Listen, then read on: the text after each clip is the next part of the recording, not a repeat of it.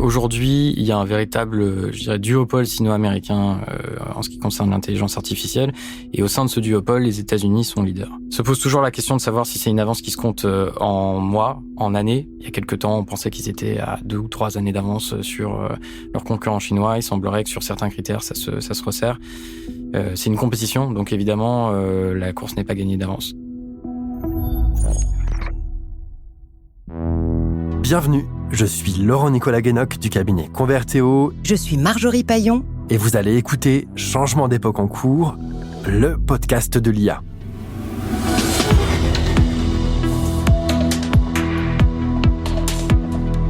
Changement d'époque en cours.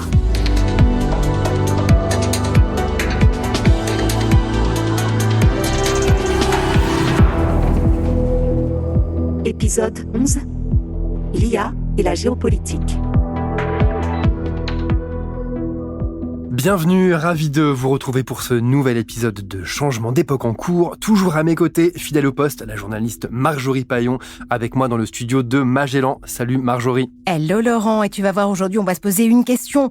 L'intelligence artificielle est-elle vraiment sans frontières ? Si 2023 a été l'année de la ruée vers l'IA générative, et 2024, celle de tous les dangers quant à son intrusion dans le jeu électoral, 2025 s'ouvre sur une collusion entre tech et démocratie.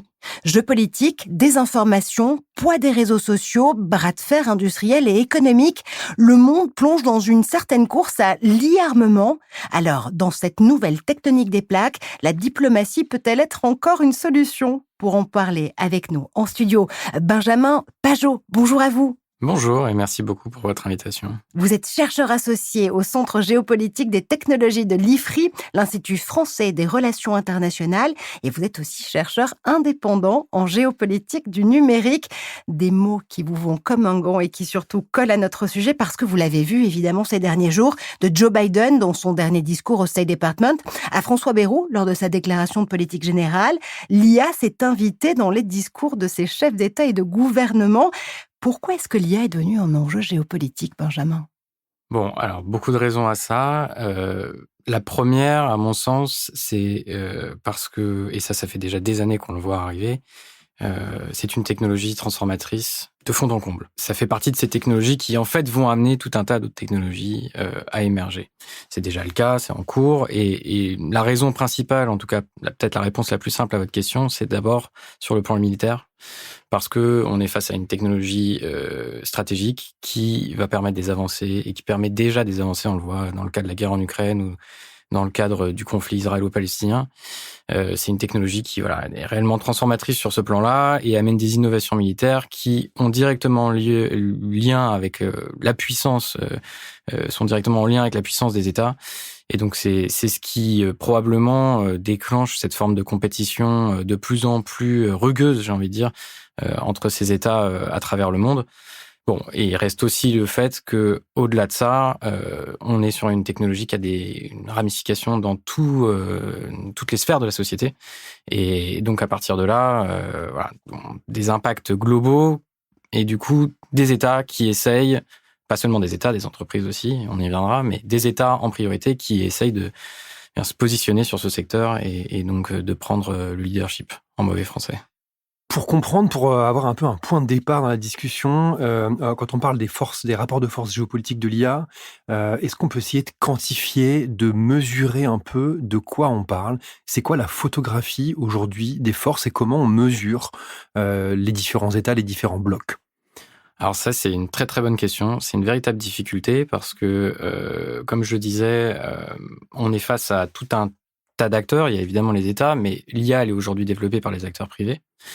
Et donc, il y a d'abord la question des rapports entre ces acteurs privés et les États qui se posent. Mais si on devait faire une espèce de classification un peu générale, à gros traits, moi je dirais qu'il y a plusieurs critères. Le premier et le plus évident, à mon sens, c'est celui des investissements. C'est un critère un petit peu classique, mais ça permet d'avoir un aperçu général des forces en présence. Le second critère, c'est les aspects techniques.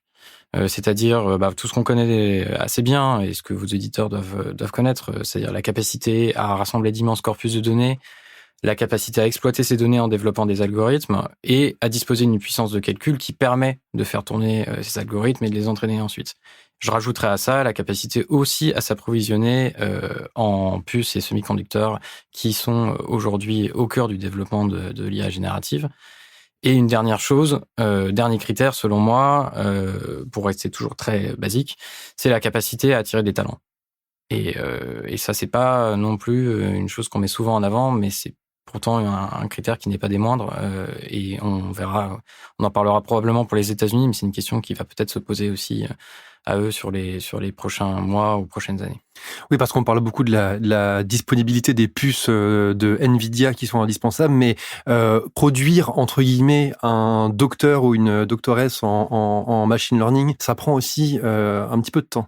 Une fois qu'on a aligné un peu ces critères, qui est leader, qui est suiveur, qu'est-ce qu'on peut dire un peu aujourd'hui du panorama ? Alors, je vais vous faire un tableau à l'instant T. Faudra pas me reprocher la sortie d'un futur modèle dans 2 mois qui viendrait renverser la table. Non, plus sérieusement, aujourd'hui, il y a un véritable, je dirais, duopole sino-américain en ce qui concerne l'intelligence artificielle. Et au sein de ce duopole, les États-Unis sont leaders. C'est eux qui disposent aujourd'hui du plus grand nombre de supercalculateurs à travers la planète qui permettent d'entraîner ces IA. C'est eux qui déploient le plus grand nombre de modèles, le plus grand nombre de modèles en open source et les modèles les plus avancés. Une fois qu'on a dit ça, voilà, c'est un constat, comme je le disais, instant T. Il se trouve que pas plus tard qu'il y a 2 semaines, vous avez peut-être suivi ça, une entreprise chinoise, DeepSeek, a sorti un modèle qui visiblement est en train, selon les batteries de tests qui ont été fait passer, qu'on a fait passer à ce modèle, un modèle qui serait en capacité de concurrencer les modèles de Meta, par exemple, et donc certains des modèles open source les plus avancés. Donc voilà, on voit qu'on est dans un champ qui est en constante évolution.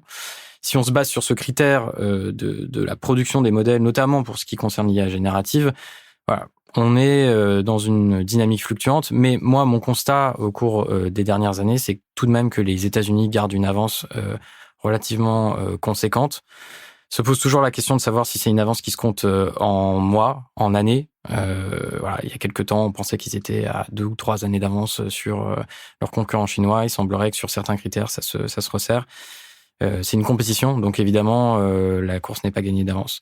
J'imagine que vous avez été un des lecteurs de Kai Fu Lee en 2018 pour AI Superpowers, IA, la plus grande mutation de l'histoire. Le chercheur et aussi ancien entrepreneur, notamment patron des bureaux de Google en Chine, décrivait il y a déjà 7 ans cette trajectoire inarrêtable de la Chine dans ses ambitions et sa stratégie quant aux intelligences artificielles au pluriel.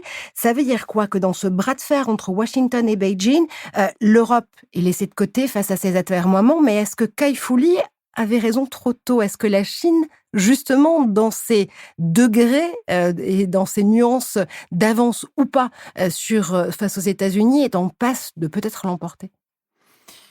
C'est encore une fois une question difficile.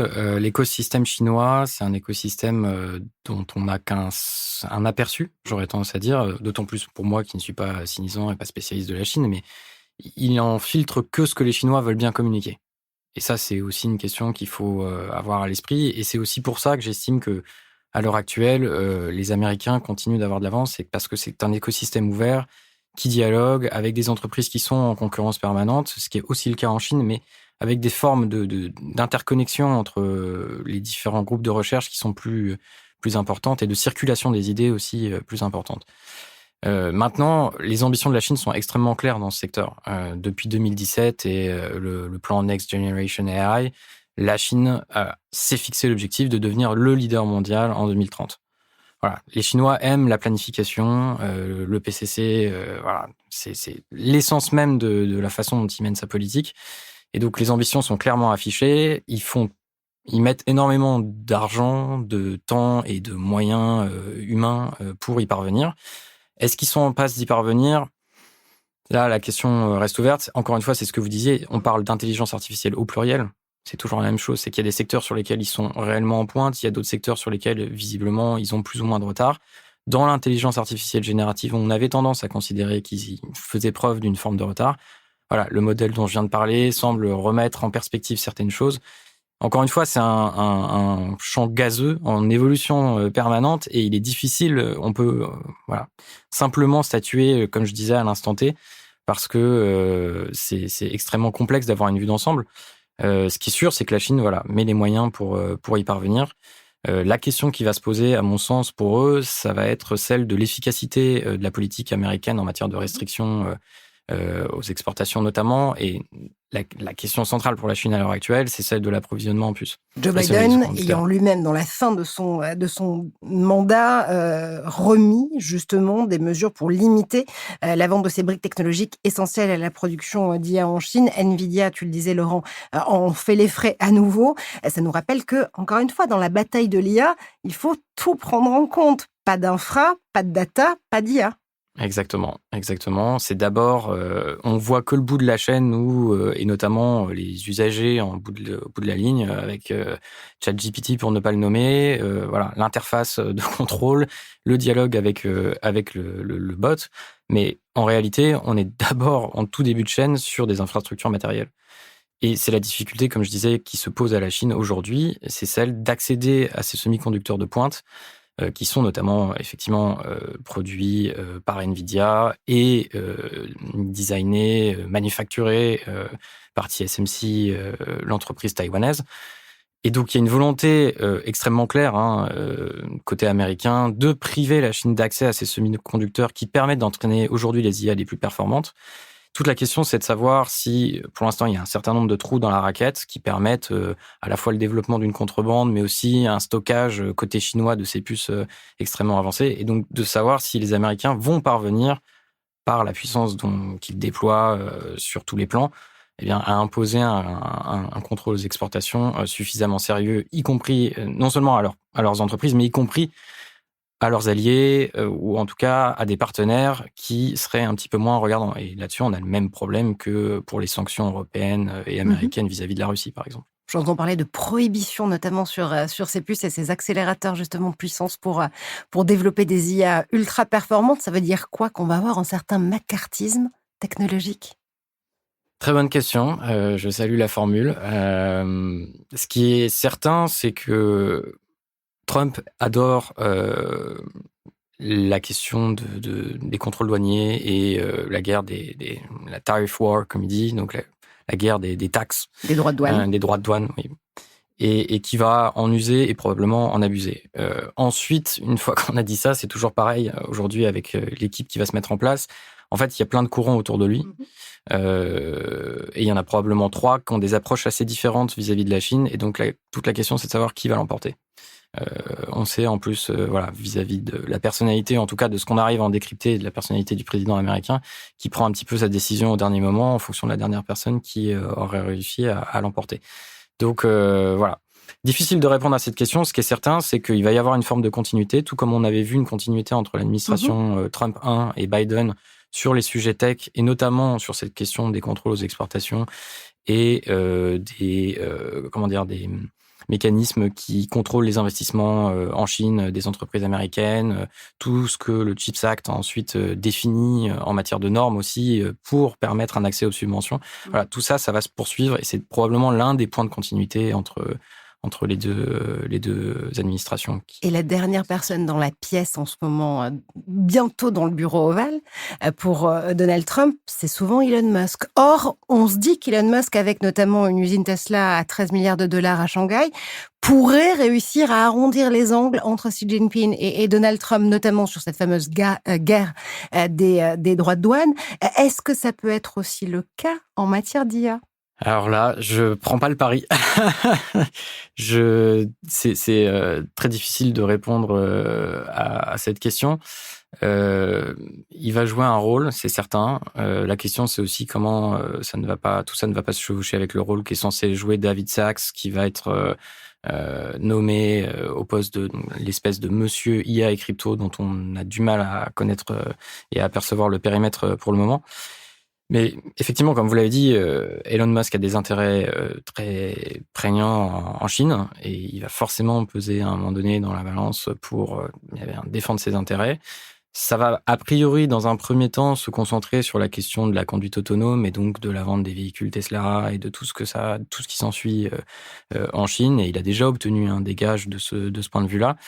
Sur l'IA, honnêtement, on est bien en peine de savoir quelle est la ligne que défend Elon Musk sur le sujet. Le sentiment, jusqu'à présent, c'est que tant qu'il estimait avoir du retard lui-même dans ce secteur d'affaires qu'il avait, disons, et avec des gros guillemets, sous-investi, il se positionnait en faveur d'un moratoire et d'un arrêt du développement de ces technologies. Bon, il se trouve que depuis que xAI, qui est son entreprise donc dédiée à l'intelligence artificielle, qui est intégrée aujourd'hui à sa plateforme X, etc., monte en puissance, on l'entend beaucoup moins sur ce sujet. En tout cas, sur le sujet de la question des risques potentiels d'extinction de l'humanité, etc., des risques existentiels que poserait l'IA. Et donc, voilà, il reste une interrogation sur quelle sera sa position vis-à-vis de la Chine sur le sujet. S'il estime probablement avoir suffisamment avancé de son côté, peut-être qu'il se rangera du côté des faucons qui, eux, estiment qu'il faut absolument contrer la Chine par tous les moyens. Et pour donner une note de contexte avant d'ouvrir un autre angle avec Laurent, on va rappeler que Elon Musk était investisseur dans OpenAI au début d'OpenAI, avant évidemment de se brouiller avec un certain Sam Altman et de lui faire des procès aujourd'hui, et qu'en effet, Elon Musk est coutumier du fait de signer des tribunes, des lettres ouvertes avec énormément de chercheurs pour dénoncer les dérives potentielles de l'IA et des futurs robots tueurs s'il en était. C'est intéressant cette dimension publique-privée dans les rapports de force qu'on voit aujourd'hui. C'est peut-être sur l'IA un des éléments les plus prégnants du contexte qui s'ouvre en 2025. On enregistre un jour où Mistral et l'AFP annoncent un partenariat. Mistral va aller se sourcer auprès de la dernière grande agence de presse européenne qui fait un grand travail de lutte contre la désinformation par ailleurs. Donc on sent que alors je fais pas le parallèle du point de vue d'idéologie politique, mais en tout cas outre-Atlantique, il y a une consolidation de l'écosystème tech derrière Trump. Je ne sais pas si le partenariat entre l'AFP et Mistral procède de une démarche similaire, mais en tout cas, est-ce qu'on va devoir en Europe renforcer, inciter une consolidation du même type pour ne pas laisser passer les trains? Est-ce que l'écosystème va devoir se resserrer derrière les enjeux à l'échelle de l'Europe? Il y a plusieurs questions dans cette question. La première qui me vient, c'est quelles sont nos valeurs, quels sont les principes qu'on souhaite préserver ou défendre. Est-ce qu'on a envie de ressembler aux États-Unis qui aujourd'hui sont enserrés dans un champ de bataille informationnel interne et pas seulement donc objet de tentatives de désinformation menées par leurs adversaires, mais on a bien vu la polarisation aujourd'hui du champ politique américain. Elle est très largement due évidemment aux responsables politiques en premier lieu, mais aussi à cet écosystème médiatique qui a été extrêmement fragilisé. Et on voit l'ambition d'un Elon Musk, mais pas seulement, d'un Mark Zuckerberg aussi, de se positionner en fait finalement comme les nouveaux médias. Et après avoir fui leurs responsabilités pendant des années, être passé de commission d'enquête en commission d'enquête, et s'abriter derrière la loi américaine qui leur permettait une forme de déresponsabilisation des propos qui étaient tenus sur leur plateforme. Aujourd'hui, maintenant que avec Trump, ils sentent le vent pousser dans le dos et qu'ils peuvent essayer d'obtenir des gains politiques extrêmement forts pour préserver l'intérêt de leurs entreprises, on sent bien qu'il y a cette ambition-là de devenir les nouveaux médias via lesquels se dirait à peu près tout et n'importe quoi, mais probablement la vérité que eux souhaitent faire émerger. Et donc la question pour nous, Européens, c'est quel modèle on veut déployer en face. On est souvent décrié en Europe comme étant la puissance régulatrice, incapable d'investissement, incapable de développer des technologies. Moi, j'adhère pas du tout à cette vision-là, qui est éminemment caricaturale, même si évidemment, force est de constater qu'on pèse pas du tout de la même manière dans le secteur industriel, et ça c'est propre au secteur de l'intelligence artificielle, mais dans la tech en général, de manière plus large. Pour autant, l'Europe a des acquis à défendre, et il me semble qu'effectivement, il va falloir qu'on resserre, qu'on se mette un petit peu en ordre de bataille de ce point de vue-là. On avait entendu parler d'une commission européenne géopolitique avec Madame von der Leyen, là, il est plus que temps de passer des mots aux actes et d'essayer de protéger un écosystème. En tout cas, si on croit encore en la démocratie telle qu'elle se pratiquait jusqu'à maintenant. Mais ça veut dire quoi concrètement, Benjamin? Que la période qui s'ouvre, ça va être un stress test pour la régulation européenne? C'est maintenant qu'on va savoir si ça passe ou ça casse? Je ne sais pas si c'est maintenant, mais ça va être un stress test, ça, à coup sûr. Il faut écouter ce que disent ces leaders technologiques, et ils ont été très clairs sur le fait qu'ils comptaient faire sauter les principales régulations européennes et donc s'engager dans un bras de fer. Donc les régulations européennes qui sont... pour l'une des plus connues, RGPD, mais aussi Digital Services Act, Digital Markets Act, donc les réglementations sur les services et les marchés numériques, qui aujourd'hui posent un certain nombre de difficultés à ces entreprises parce qu'elles les soumettent à des engagements assez, en tout cas que eux considèrent comme étant stricts, en plus de les exposer à un pouvoir de sanction. Et il est réel que l'Union européenne a infligé un certain nombre d'amendes à ces acteurs-là depuis quelques années. Et ils veulent absolument revenir là-dessus. Et ils ne se cachent absolument pas de leurs intentions. Donc, il va y avoir un stress test parce que, pour le coup, il est très probable que, soit par le biais de J.D. Vance, le vice-président à venir, soit par le biais de Donald Trump, en réalité, des pressions soient exercées. Et on connaît la logique transactionnelle de Trump, qui consiste souvent à mettre dans un panier deux choses qui n'ont rien à voir pour obtenir un gain immédiat. Donc oui, je pense que le stress test, de toute façon, est déjà lancé. A priori, la Commission là sait que les mois qui vont venir risquent d'être houleux. La question, c'est quelle stratégie adopter si on croit en ce qu'on fait et en les législations qui ont été adoptées via le Parlement après des travaux extrêmement longs pour la plupart, et qui vont entrer pour certaines en application, notamment les AI Act. Il faut rester ferme sur nos principes, et ensuite il va falloir trouver des moyens de discuter avec cette administration de manière intelligente sur ces sujets. Et là c'est toute l'inventivité de la diplomatie européenne qui va devoir se déployer, mais on a réussi à avoir un dialogue même minimal avec l'administration de Trump 1. Il n'y a pas de raison que ce ne soit pas le cas avec l'administration de Trump 2. Je rajouterais en plus de ça l'inconnu. Évidemment, en tant qu'Européen, on ne peut pas parier là-dessus, mais ça fait beaucoup de requins dans la pièce quand même autour du président. Ces gens-là n'ont pas tous les mêmes intérêts. Il n'est pas exclu qu'à un moment donné, on puisse aussi jouer des différentes factions qui vont tenter de s'imposer, et de ce qu'on arrivera à lire du jeu en interne. Et ce qui est déjà le cas dans la faction MAGA en l'occurrence, puisque Steve Bannon et Elon Musk commencent à s'entre-déchirer, et beaucoup d'entre eux ouvrent en tout cas les paquets de popcorn en regardant à la fois Bannon et Musk s'écharper, notamment sur la question des talents et des H-1B visas qui sont très utilisés dans la Silicon Valley et sur lesquels, bizarrement, ils n'ont pas la même politique. Un exemple parmi d'autres des points d'achoppement qui vont affleurer aussi sur les prochains mois.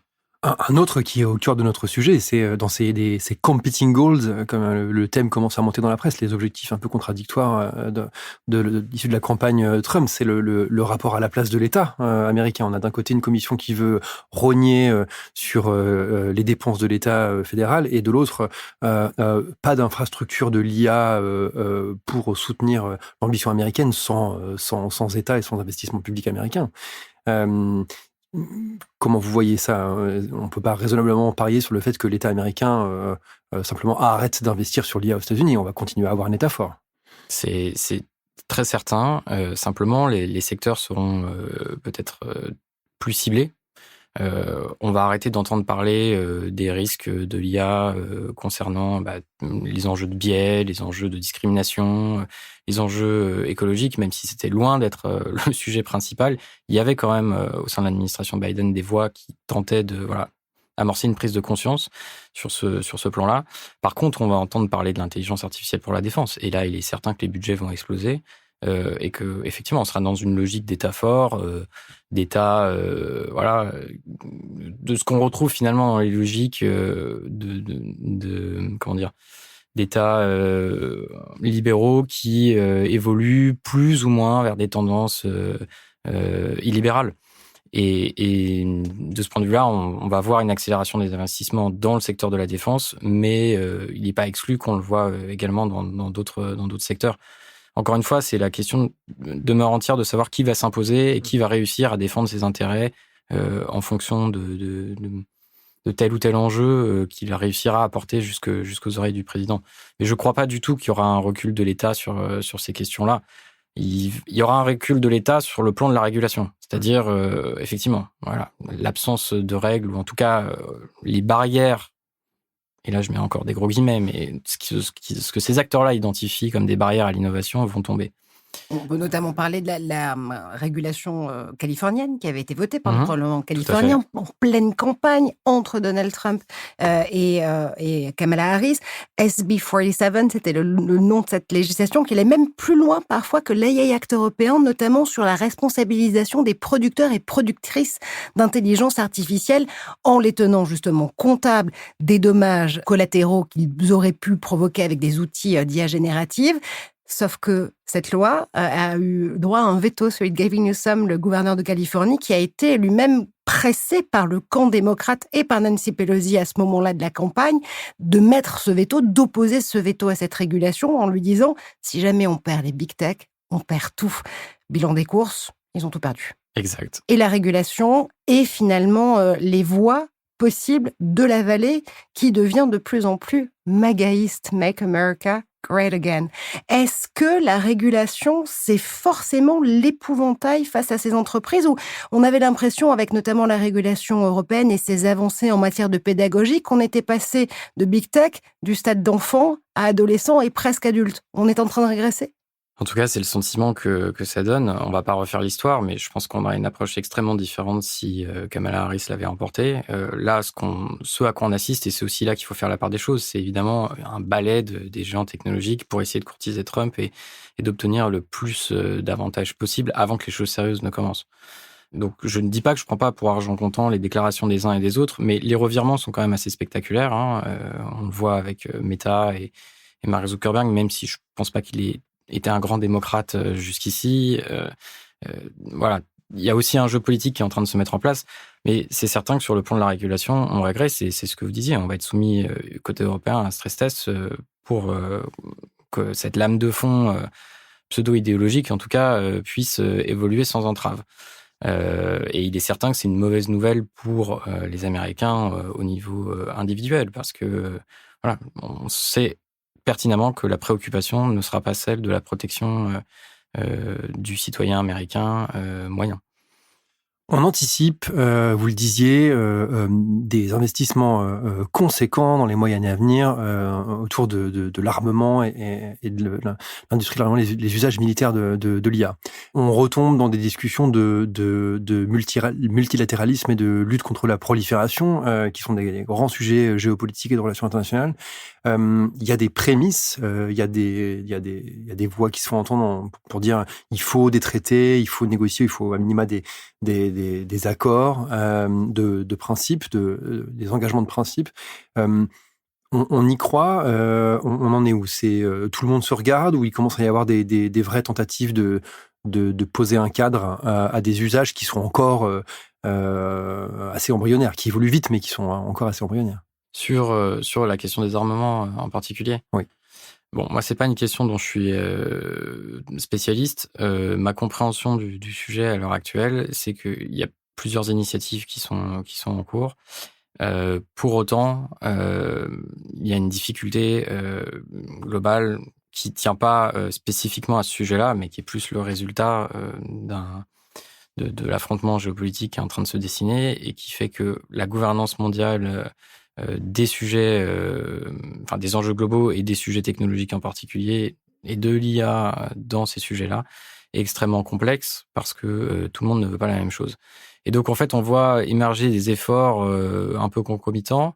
C'est la même chose dans le secteur cyber, par exemple, avec des initiatives de la Russie et de la Chine sur ces questions, simplement pour tenter d'imposer ces normes à l'adversaire. Et donc, encore une fois, je suis pas spécialiste du sujet, donc j'ai pas envie de dire de bêtises, mais je serais assez peu confiant sur la capacité à réguler des armes qui, pour l'instant, font plutôt montre de toute leur efficacité et l'étendue des avantages qu'elles permettent sur le terrain, qu'on considère, encore une fois, les conflits ukrainiens ou israélo-palestiniens.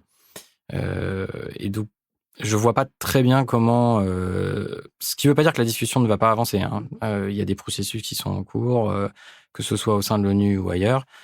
Mais je vois pas d'intérêt là, dans l'immédiat, au regard du contexte géopolitique global, à une régulation stricte sur ce sujet. Peut-être qu'on arrivera à arracher des réglementations qui relèvent de la soft law et de tout ce genre de dynamique, donc des engagements, on va dire, volontaires de la part des États. La réalité du terrain, c'est quand même qu'aujourd'hui, on a une Russie qui cherche par tous les moyens à s'étendre en Europe orientale, que la Chine a encore annoncé, là, dans son discours de politique générale cette année, par le biais de Xi Jinping, ses ambitions sur Taïwan et une réunification, lapsus révélateur, réunification par la force pouvait être nécessaire et qu'elle n'hésiterait pas à le faire. Et puis voilà, reste l'inconnue américaine, hein, les déclarations de Trump qui ont été abondamment commentées sur le Canada, le Groenland, etc. On peut les prendre plus ou moins à la légère, on peut essayer de les expliquer par une logique de deal qui va se mettre en place. La réalité, c'est que voilà, on est dans un retour de l'impérialisme assez prégnant. Et dans cette logique-là, je vois mal comment une régulation sur les armes dopées à l'intelligence artificielle pourraient émerger, parce qu'en réalité, tout le monde a intérêt à développer ces armements et à essayer de préparer la suite. 2025, c'est donc l'année où on revient dans une politique étrangère conflictuelle, où, comme seule donnée GPS, on peut se dire que la meilleure défense, c'est l'attaque. En matière de technologie, visiblement, ça s'apprête aussi à être le cas. On a beaucoup parlé de cette image d'Épinal qui n'a jamais semblé aussi vraie que celle des États-Unis face à la Chine et l'Europe au milieu qui agite son drapeau blanc de la régulation. Est-ce qu'il y a d'autres nations de l'IA qui peuvent justement émerger en marge de ce bras de fer sino-américain? On peut parler de l'Inde, par exemple, on peut parler de l'Afrique. Est-ce qu'il y a d'autres patries, si j'ose dire, de l'IA ou des IA? On voit différentes dynamiques en fonction des territoires considérés. À mon sens, en tout cas, personne ne dispose de la force de frappe nécessaire aujourd'hui pour concurrencer les États-Unis d'un côté et la Chine de l'autre. L'Europe pourrait être en position, si elle parvenait à développer un marché commun numérique et technologique d'ampleur. Voilà, il y a des dynamiques qui sont en cours, mais force est de constater qu'on n'y est pas. Ça ne veut pas dire qu'on n'a pas les capacités pour y parvenir. Simplement, il faut faire montre d'une volonté politique qui dépasse là encore aussi les logiques nationales. En Europe, l'un des sujets, c'est notamment sur l'intelligence artificielle, la concurrence entre les États sur ce secteur. Voilà, bon, ça c'est pour l'Europe. Évidemment, l'Inde est aujourd'hui un pays qui forme probablement qui forme les corps d'ingénieurs informatiques les plus importantes au monde. Tout le monde connaît la force de frappe de ce pays dans le secteur technologique plus largement. Pour l'intelligence artificielle, c'est moins net encore. Il y a beaucoup de modèles qui sont en développement. Il semblerait que dans un premier temps, ils aient tenté de prendre la vague des modèles en langage naturel et de traiter notamment la question de l'entraînement de ces modèles dans les langues locales, parce que l'Inde est évidemment un continent à elle seule, avec des centaines de langues. Et donc, se posait la question d'abord de s'approprier cette technologie. Qu'est-ce qui viendra par la suite ? Ce qui est intéressant côté indien, c'est la capacité à intégrer des services numériques sur des stacks technologiques. L'India Stack, pour ne pas le nommer, est vraiment aujourd'hui un élément en développement qui est extrêmement intéressant à regarder. Leur capacité à déployer des services numériques à partir d'une identité et d'agencer ensuite les relations entre les entreprises et les citoyens par des tiers de confiance, c'est extrêmement intéressant. Sur le plan de l'IA, je ne les vois pas entrer en concurrence, en tout cas dans l'immédiat. Ensuite, on a tout un tas de pays qui disposent de force dans le secteur, mais personne n'est capable de faire jeu égal. Si on doit les nommer, côté asiatique, il y aurait Singapour, le Japon, la Corée du Sud, avec chacun leurs spécificités propres qui sont dues à leur histoire ou à leur écosystème. Et puis, on cite aussi souvent les deux pays du Golfe qui investissent énormément sur ces technologies, que sont l'Arabie Saoudite et les Émirats Arabes Unis, avec un vrai enjeu aussi de diplomatie et d'image de marque nationale sur ces sujets. Voilà, il y a des modèles qui sont développés dans ces deux pays qui sont visiblement extrêmement solides. Après, est-ce que ça fait une stratégie ? Est-ce qu'à terme, ça permet de déployer une politique et une projection de puissance, voilà. Quand on a vu un petit peu la façon dont ils s'en sortaient au Yémen, on reste assez mesuré sur leur capacité à peser sur le plan géopolitique et militaire en particulier.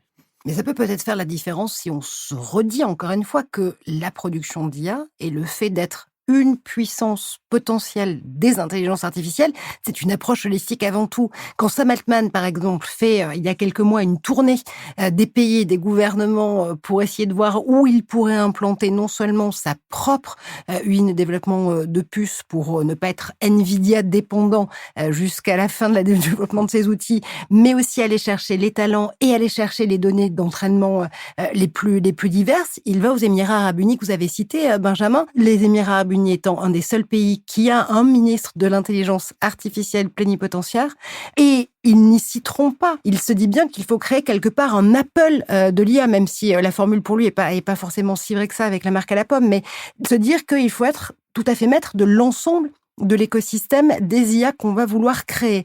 Est-ce que finalement, le gouvernement qui saura donner à Sam Altman, mais aussi à ses concurrents, les garanties de réussir à tenir l'ensemble du système sera celui qui pourra tirer son épingle du jeu? Alors, c'est une hypothèse intéressante. Voilà, peut-être que je m'engage dans un pari hasardeux, mais moi, on va tous s'engager voilà, dans un c'est pari. ça. C'est 2025, il faut rester agile. Faites vos vœux. Non, j'y adhère pas du tout parce que, à la fin, OpenAI, Sam Altman et les gens qui travaillent à l'intérieur restent américains. Et ça, il faut pas...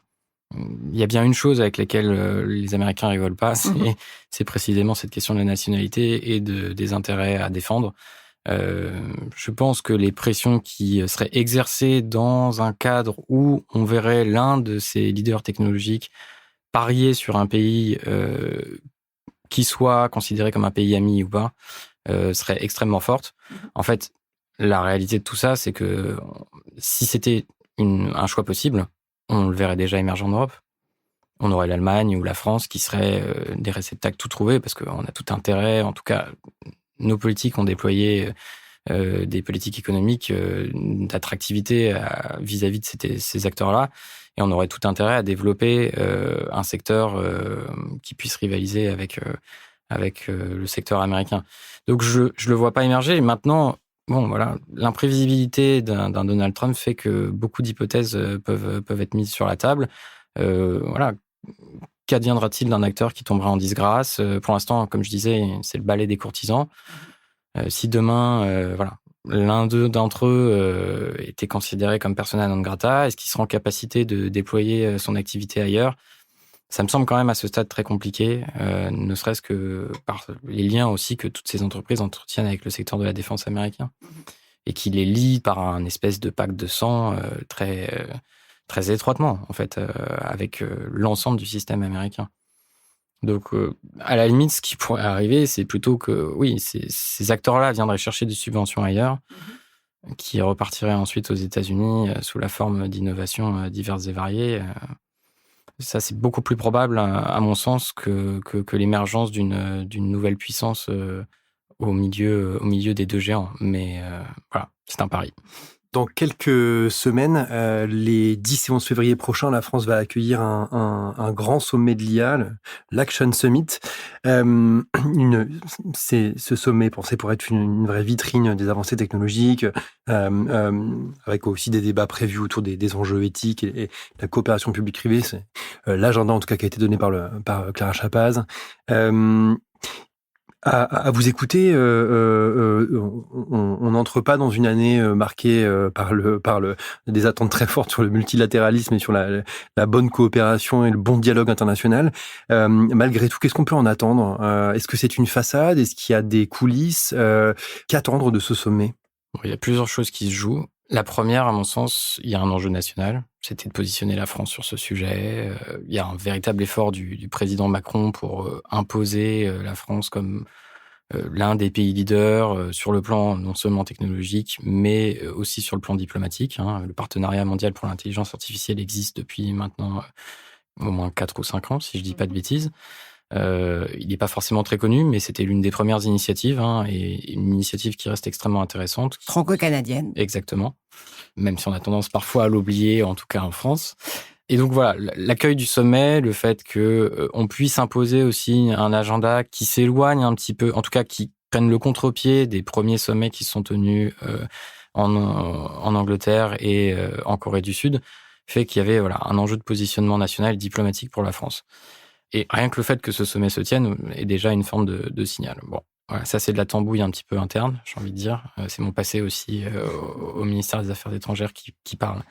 Au-delà de ça, il y a un intérêt quand même pour réunir l'ensemble des acteurs autour de la table et continuer d'avoir des conversations. C'est-à-dire que quand vous faites de la diplomatie, il y a toujours des choses à arracher, y compris entre deux portes, y compris pour faire passer des messages.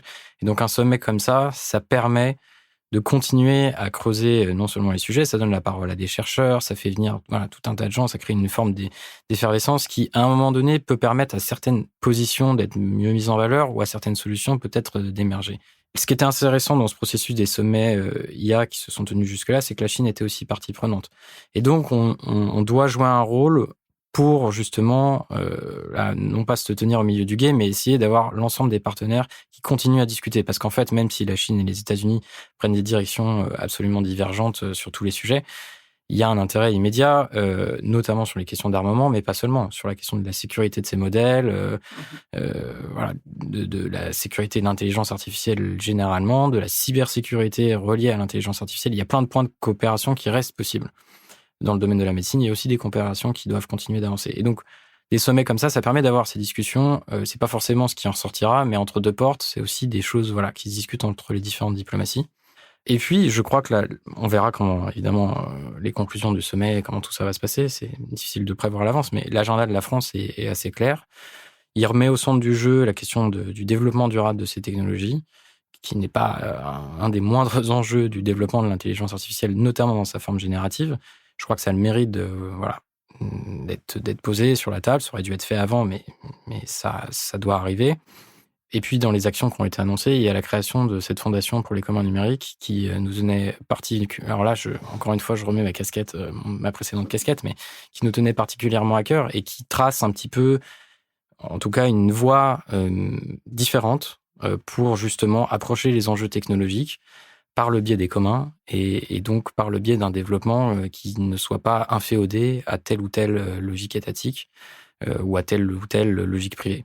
Et je crois que c'est une première pierre d'un édifice qui pourrait être amené à être extrêmement important, notamment du point de vue des valeurs et des principes que ça sous-tend. Pour être clair, ça veut dire quoi, des communs numériques en matière d'IA? Citoyens et citoyennes des intelligences artificielles, unissez-vous? Alors, bon, tout reste à faire, évidemment, mais on peut commencer à envisager différentes choses. Ça peut être des communs de la donnée qui permettraient d'entraîner des modèles et qui seraient soumis à des règles extrêmement précises d'exploitation, d'agrégation de ces données et ensuite de transparence, avec des logiques de contrôle sur l'utilisation de ces corpus de données ensuite qui seraient traduits dans des modèles open source. Et donc, le financement de développement aussi de modèles open source par les pays européens en l'occurrence, ça peut se traduire de différentes façons.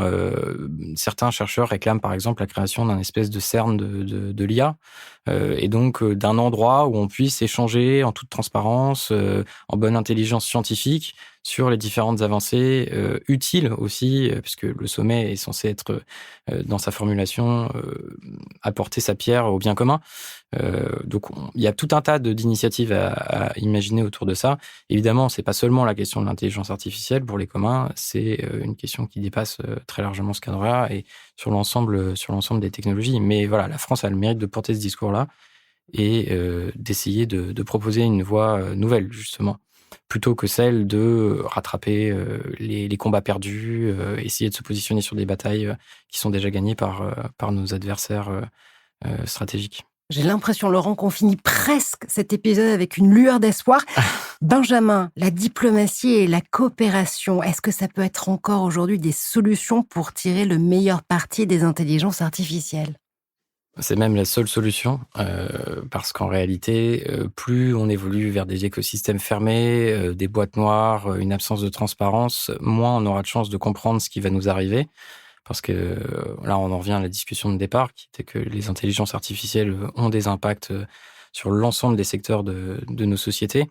Et on a besoin de comprendre ce qui se passe. On a besoin de pouvoir expliquer, de pouvoir accompagner les gens dans la transformation de leur métier, mais aussi dans la transformation des logiques qui sont en cours, notamment sur le plan politique et démocratique. Et ça, sans coopération, c'est évidemment impossible, puisque, encore une fois, nous ne fabriquons pas la plupart des intelligences artificielles qui, aujourd'hui, entre guillemets, dominent le monde, ou en tout cas nous sont imposées. Donc il faut absolument persister dans cette voie et essayer d'arracher...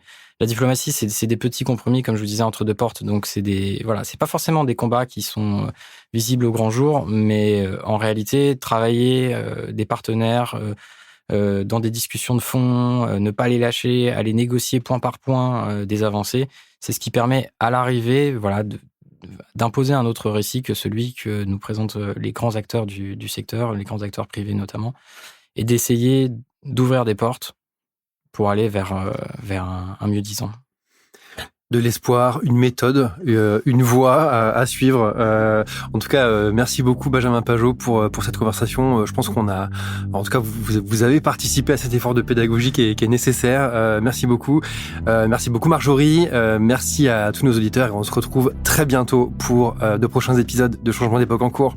Merci à vous. N'oubliez pas de vous abonner au podcast pour ne rien manquer de nos prochains épisodes et ils s'annoncent exceptionnels. Retrouvez également notre newsletter Filter IA dédiée à l'intelligence artificielle sur la page LinkedIn de Converteo.